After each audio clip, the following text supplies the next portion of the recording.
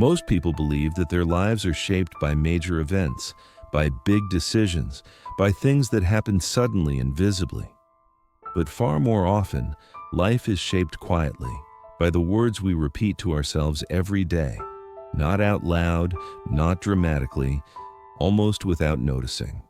These phrases don't sound dangerous. They sound reasonable, mature, realistic. They feel like common sense, and that is exactly why they are so powerful. Because we rarely question them. They slip into our inner dialogue and become familiar. They turn into background noise. And once something feels familiar, it stops feeling optional. It starts feeling true. You may not even remember when you first started saying these things to yourself. They might have appeared as reactions to disappointment, failure, or uncertainty. Over time, they settled in and became part of how you explain the world to yourself. And slowly, without force, these phrases begin to shape how you see possibilities, how much effort you allow yourself to give, what you believe is realistic for you. This is not about blaming words, it is about noticing their influence. Because the phrases you repeat quietly often matter more than the ones you say out loud. They guide your expectations, they lower or raise your internal limits, and eventually, they influence the direction your life takes, not through drama, but through repetition. So before we look at specific phrases, there is one important pause to make. Just a moment of awareness. To notice how often your inner dialogue is running on autopilot, and to recognize that what sounds harmless, familiar, or just the way things are may be shaping more than you realize. Words are more than sounds or symbols. Inside the mind, a phrase becomes a conclusion, a shortcut, a finished thought that no longer feels open for discussion. When you repeat a phrase often enough, it stops being an opinion and starts becoming a rule. And rules quietly shape behavior. If you tell yourself, "This is just how I am," your mind stops looking for alternatives. If you say, "There's no point," effort begins to fade before action even starts. The phrase does the work of deciding for you. What makes this process so subtle is that it feels efficient. The brain likes certainty. It prefers clear conclusions over open questions. A repeated phrase saves energy. It removes doubt. It closes the loop. But in doing so, it also closes possibilities. Behavior follows language. Language influences expectations. Expectations determine how you show up, how much you try, how long you persist, how you interpret results. Over time, these small shifts accumulate. This is how words shape reality. Not magically, not instantly, but consistently. Most people don't notice this happening because nothing dramatic occurs in a single moment. Life simply begins to narrow or expand in response to the rules that language has created inside the mind. Understanding this is not about censoring yourself. It is about becoming aware of the conclusions you are reinforcing. Because once you notice a phrase as a rule rather than a fact, it begins to lose its authority. And awareness, even without immediate change, already alters the direction of the process. There's just the way I am. I'm not that kind of person. I've always been like this. This phrase sounds honest. It sounds like self-knowledge, like acceptance. But very often, it is neither honesty nor acceptance. It is a quiet decision to stop looking further. When you describe yourself this way, you turn a temporary state into a permanent identity.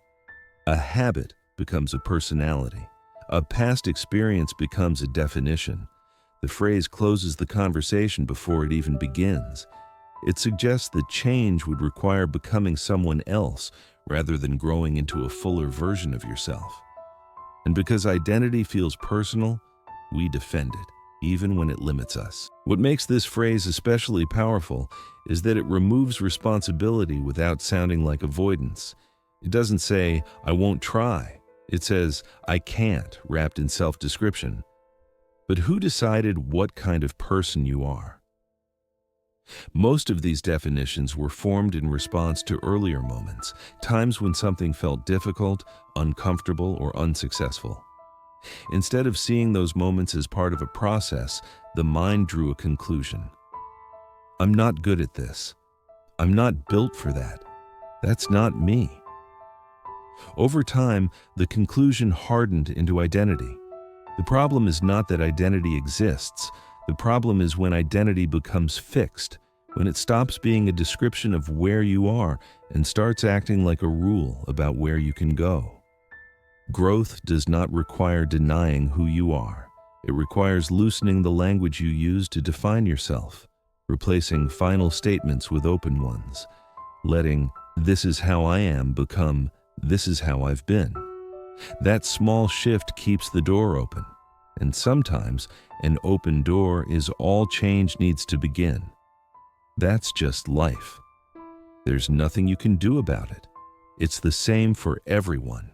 These phrases often appear after disappointment, after effort that didn't lead where you hoped. They sound like wisdom gained through experience, like acceptance of reality. But very often, they are something else.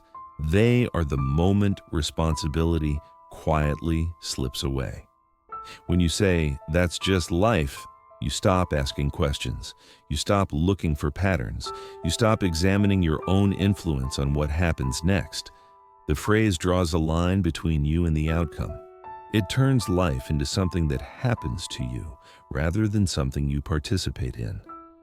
This doesn't mean that everything is under your control.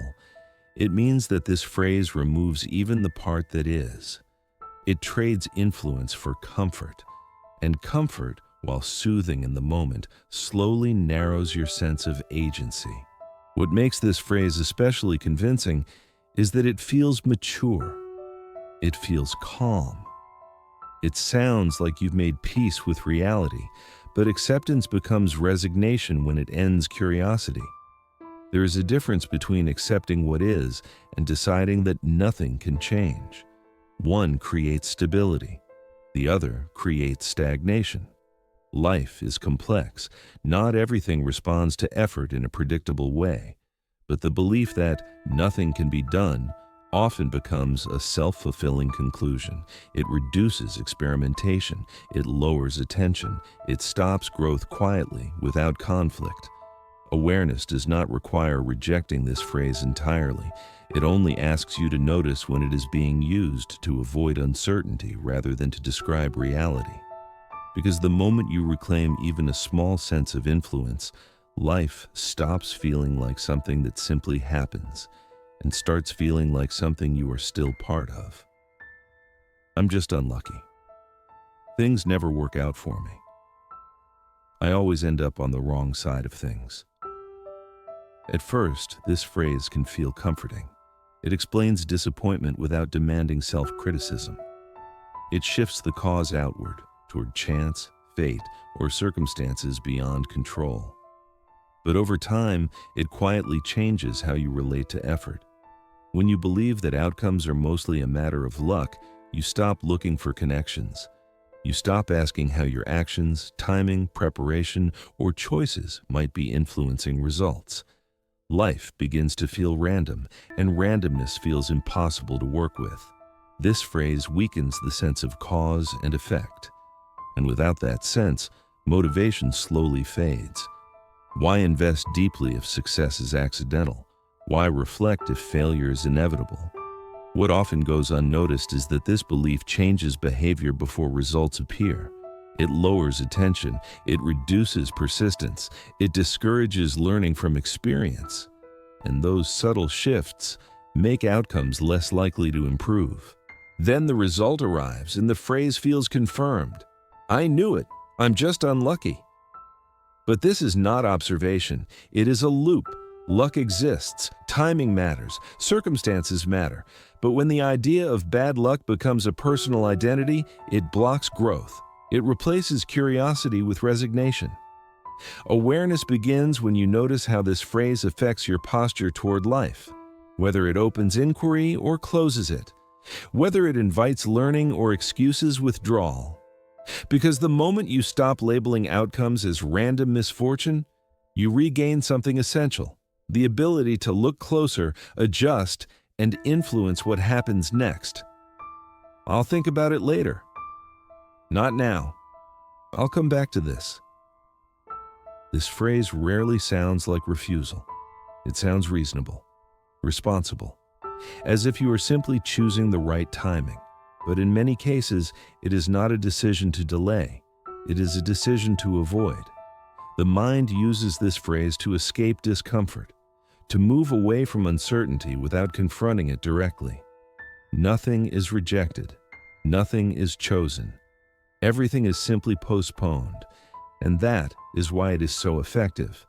By saying later, you create the illusion of intention without commitment. The idea remains alive, but action never arrives. Over time, energy fades, motivation dissolves, and the moment passes quietly. Dreams rarely disappear through failure. They disappear through indefinite postponement. This phrase keeps things unresolved. It prevents clarity. It stops momentum before it begins. And because nothing dramatic happens, it is easy to believe that nothing was lost. But each time this phrase is repeated, a small signal is sent to the mind. This is not important enough to act on now. Over time, that signal becomes belief. There are moments when delay is necessary. Reflection has its place. But awareness asks a different question. Is this pause intentional or is it protective? Because when later becomes a habit, it slowly trains you to live in preparation instead of participation. And life does not move forward in preparation. It moves forward in action, however small. Now is not the right time. Maybe later when things are more stable, when everything settles down. Sometimes this phrase is true.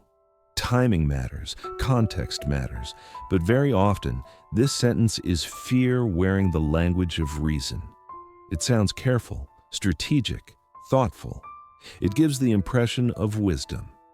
But beneath it, there is often uncertainty about what might happen if you begin before you feel fully ready. This phrase postpones action until conditions are perfect. And because perfect conditions rarely arrive, action remains indefinitely delayed. What makes this phrase so convincing is that it promises future permission. It suggests that one day everything will align. You will feel confident. The risk will disappear. The outcome will be clearer. But growth rarely waits for ideal timing. It unfolds in imperfect moments through partial readiness and unclear results. When you repeatedly tell yourself that now is not the time, you teach your mind to associate beginnings with danger. You reinforce the idea that movement requires certainty. And over time, caution becomes paralysis. Awareness does not require rejecting this phrase entirely. It asks you to listen more closely to what is behind it. Is it clarity or is it avoidance? Is it strategy or is it fear of uncertainty? Because the right time is often not something you find. It is something you create by beginning. The problem is not that these phrases appear. They appear for everyone. The problem is that we agree with them automatically. We hear a sentence in our mind, and without noticing, we accept it as truth. We don't pause. We don't question. We don't ask where it came from or what it is protecting us from. Awareness changes this pattern gently, without force. The moment you begin to notice a phrase as a phrase, not as reality, its power begins to soften. You stop being completely inside the thought. You step back just enough to observe it. Why did I say that? What happens when I believe this? Is this helping me move forward or keeping me safe? These questions are not meant to create pressure. They are meant to create space. And space is where choice returns. You don't need to replace every limiting phrase with a positive one. That often creates resistance. What matters more is interrupting the automatic agreement. When a phrase no longer runs unnoticed, it can no longer shape your life in silence. This is how change begins, not with dramatic declarations, but with small moments of clarity, with the ability to hear your inner dialogue and recognize that not every sentence deserves to be obeyed. And once awareness is present, even familiar phrases start to lose their authority. They become habits, not truths, patterns, not commands. Every phrase you repeat shapes the space you live in. Some expand it, others slowly narrow it. You don't need to ban certain words from your mind. You don't need to fight your thoughts or police your inner dialogue. What matters is awareness, the ability to notice which phrases quietly limit your movement through life. The moment a phrase becomes visible, it loses its absolute authority. It stops being a rule and becomes an option, something you can listen to without obeying. This is where choice returns. Not all at once, not dramatically, but steadily. Each time you pause instead of agreeing, you create a small opening. Each time you replace certainty with curiosity, you widen that opening just a little more. Over time, these small shifts accumulate. The inner dialogue becomes softer, less rigid, more supportive. Life begins to feel less like something that happens to you and more like something you participate in. Change does not require new beliefs. It requires a new relationship with the words you already use. And perhaps today is a good moment to listen closely, not to silence your inner voice, but to hear it clearly. Because the phrases you repeat quietly are shaping your life. And now you have the awareness to choose which ones you carry forward.